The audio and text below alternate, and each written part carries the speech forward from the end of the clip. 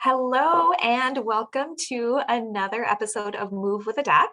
I'm Dr. Rupa Shah, a board certified family physician and a health and wellness coach. I've been in practice over 20 years now, and as always, for these episodes, feel free to move, to stretch, exercise, take a nice walk outside as you listen today, as we're going to talk about salt intake. Some people crave sweets, but others of us prefer salty foods. So we all love salt. It seems to make everything taste better. But as you know, too much of a good thing can cause a few health problems. So we're going to chat a little bit today about what too much salt can do for your health.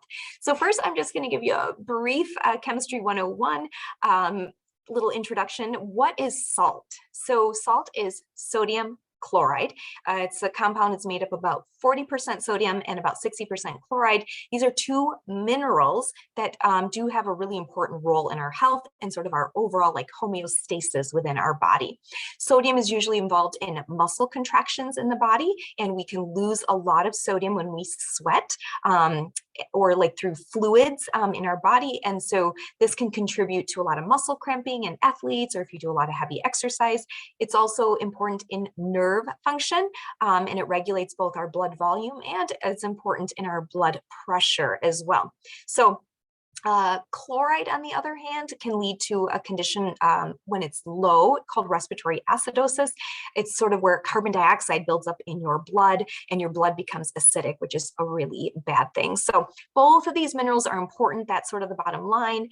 And some research has shown that different people respond differently to these, to these minerals in their body. So in essence, some people may not be too affected by a high salt diet, but others may experience a lot of side effects from a high salt diet. They may notice their blood pressure going up. They may notice increased bloating, edema, swelling.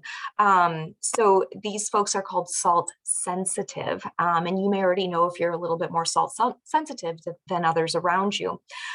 Most of us want to keep our sodium intake, our dietary sodium intake, to no more than 2,300 milligrams per day.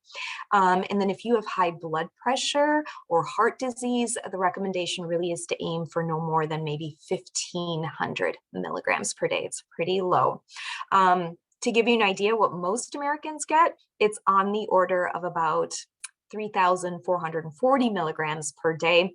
And to give you an idea, like 1 teaspoon of salt contains 2,325 milligrams of sodium. So that almost automatically will kind of push you over the American Heart Association recommended intake. So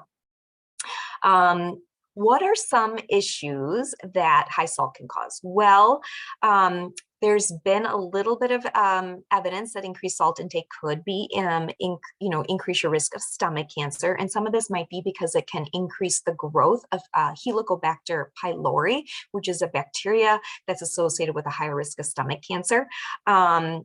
There was another study in 2011 that looked at some participants and showed that a higher salt intake was associated with a higher incidence of stomach cancer, but that the verdict is still sort of out on that. So,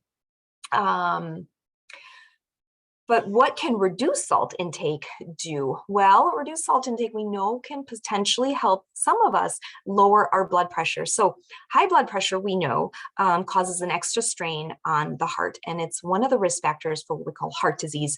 And if untreated, high blood pressure can lead to congestive heart failure. So there have been several large studies that have shown that a low salt diet can help lower blood pressure, especially in those folks who already have hypertension or high blood pressure. There was one review with about 3,000 participants that found that a moderate reduction in salt intake did produce a moderate reduction in blood pressure, and it caused about an average decrease of 4 millimeters of systolic blood pressure and 2 millimeters of diastolic blood pressure. So just to sort of review, when you go to your doctor's office and they take your blood pressure, and let's say it's perfect and it's 120/80, 120 is your top number, and that's your systolic blood pressure. And then 80 is what we call the diastolic blood pressure, and that's the bottom number. So again, getting a decrease of even 4 millimeters on the top number and 2 millimeters on the bottom number is something. Another large study found that noticed that reduced salt intake did lead to a decrease in blood pressure, especially in those, again, who had high blood pressure. So it seems to be that if you're more salt sensitive, you're going to see more of a decrease in your blood pressure with a low salt diet. And then if you've got a normal blood pressure, you're probably not going to see much of an impact if you continue to lower your salt intake. So another, kind of practical, scenario would be if you are somebody who suffers from a lot of bloating, or you have a lot of edema in your ankles and your lower legs, or you sort of get that puffiness in your fingers and your rings get really tight. You may want to try a lower salt diet to see if that could potentially help. Again, you may be a salt sensitive individual and notice an improvement if you lower your sodium and salt intake. So you might think that, the easiest way to cut down on your salt or sodium intake is by tossing out that salt shaker that's on your, kitchen table. But that's not necessarily the case, as you may have already guessed. The main source of sodium in our diet is actually processed foods. This accounts for about 77% of sodium that's found in the average American diet. This comes from prepackaged foods, processed foods, and a lot of canned foods. Also, eating out can cut down on the amount of sodium because those foods also have a lot of salt added to them. And if you can switch to cooking at home, you'll notice an improvement that way as well. So to make the biggest dent in your sodium intake, try swapping out processed foods for more whole foods. So this will not only reduce your sodium intake, but it'll help promote just a healthier diet overall. That's going to be higher in like vitamins, minerals, fiber, and the essential nutrients that we all need. If you need to reduce your sodium intake even further, cutting down on how much you eat out and how much you eat out at restaurants and fast foods, those French fries and Culvers, all of that is gonna help you, of course. So you can opt for low sodium varieties of like canned vegetables and soups. You've seen them at the grocery store. It'll just have a nice little label, like the chicken broth will say low sodium or no added sodium, or the soy sauce will be a low sodium version. So you can opt for those choices instead. So besides reducing your sodium intake, there's a few other things that you could try. And one of the things that's important is that magnesium and potassium are two minerals that are also helpful in blood pressure regulation. So if you increase your intake of these nutrients through foods like green leafy vegetables, and beans are another good source, they can help reduce your blood pressure as well. Some studies have shown that a low-carb diet could also be effective in reducing blood pressure. So again, what are the foods with high sodium? So think things like canned soups, smoked and cured meats, hot dogs, unfortunately, chips and other salty snacks and foods.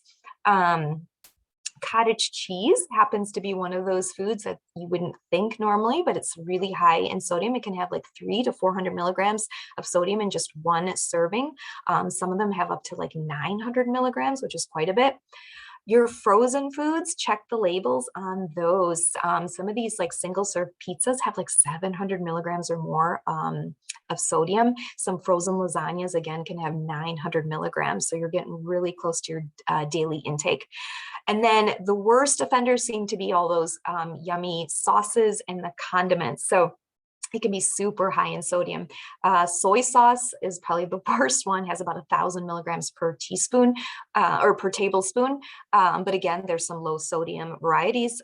Even like your average barbecue sauce can have up to like 450 milligrams per tablespoon. So just be really cautious when you're using those. They taste good, and there's a reason they taste good.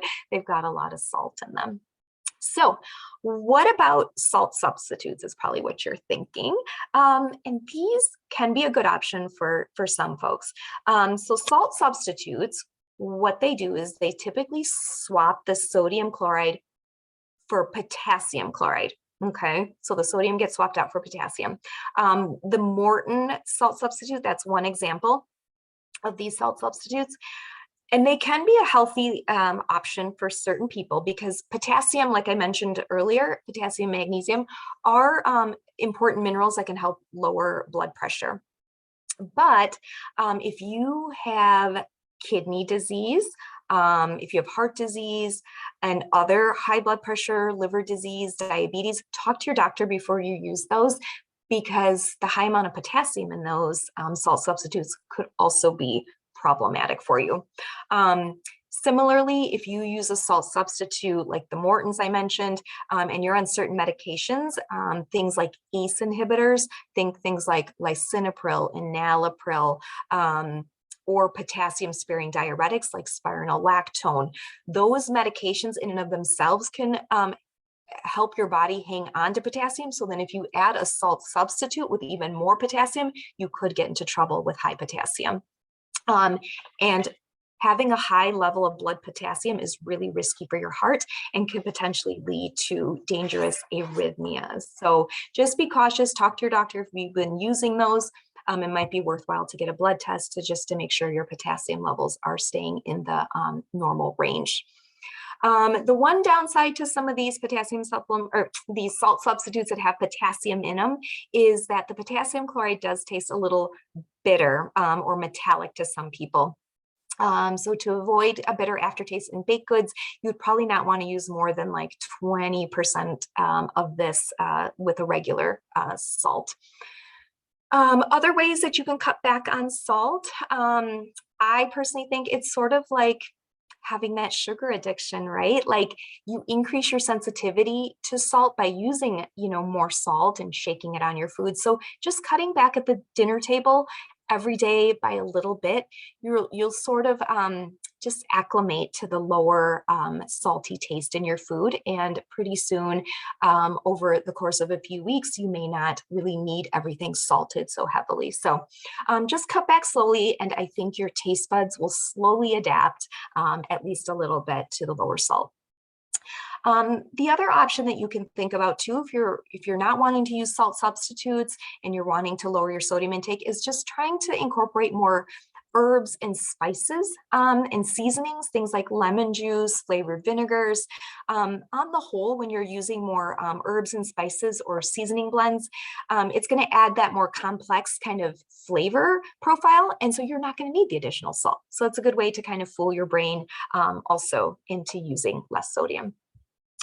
And then you could even make your own sort of seasoning and spice blends if you'd like. So there's other kind of salt-free like herb blends. Mrs. Dash is kind of a common grocery store version of that. So you could try something like that.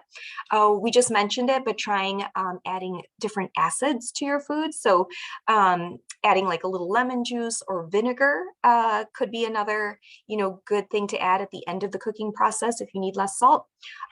You would want to avoid something like this if you suffer from acid reflux and already have some like heartburn type symptoms. Another idea is sea salt. So unlike kosher or table salt, coarse sea salt and rock salt contain more flavorful minerals. So you may need to use less of them to get that like salty taste that you like. You could try this like when you salt your water, when you boil potatoes. So that's just another quick option for people that like to try a different option. So that is sort of what I have today on salt. We all like it, but there are ways to sort of cut back. And for certain people, cutting back on sodium is going to make a difference in your blood pressure and just your overall health and how you feel. And if you've got some puffiness, edema in your body, the tight sort of feeling that you get in your fingers in the morning. So try those and see how that works for you this year. And again, if you have any questions, feel free to email me at rupa.shah@ssmhealth.com. Thank you.